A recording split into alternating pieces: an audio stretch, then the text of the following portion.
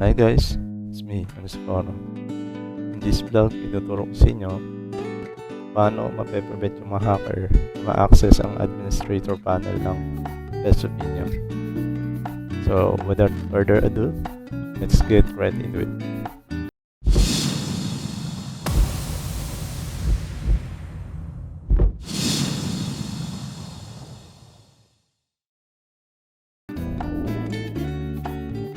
I know most of you naririnig yung sa ibang mga lugar o kaya sa FB page ng Pisofi na may nakakapag-access ng kanilang mga panel at nakapalitan yung mga password or bumabalik sa default yung pinaka na password nila.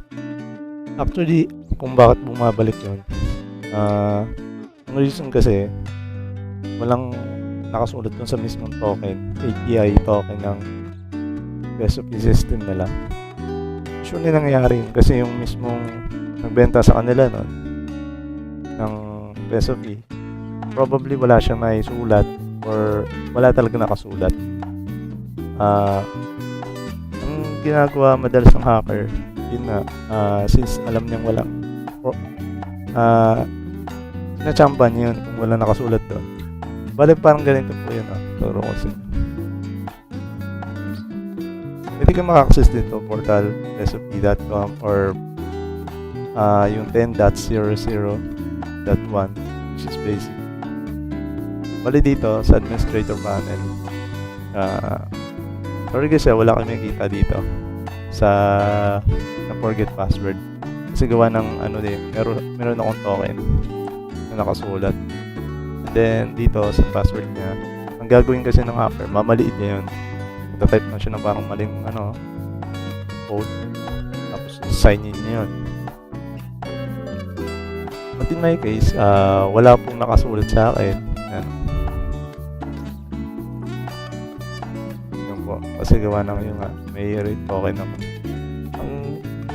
Ang nito, once na walang nakasulat po dito, ay wala kayong token nakasulat dun sa nyo, sa API token niya, ang gagawin ng hacker, lalabas dito yung parang forget password.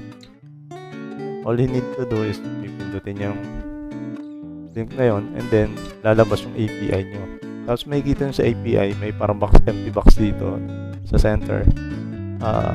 Makakapag-type siya dun ng mga kahit anong text or probably hindi na lang siya magta-type. Once na ginawa niya yun, yung password nyo, pabalik yung sa default. Pero ang worst case scenario dito, pwede kasi niya mapalitan. Kaya talagang bago kayo bumili ng Pisofi system, i-check niyo yung API or kaya para diretso sa shortcut dito mismo, forget password yun na kaagad. And then, check niyo kung may nakasulat.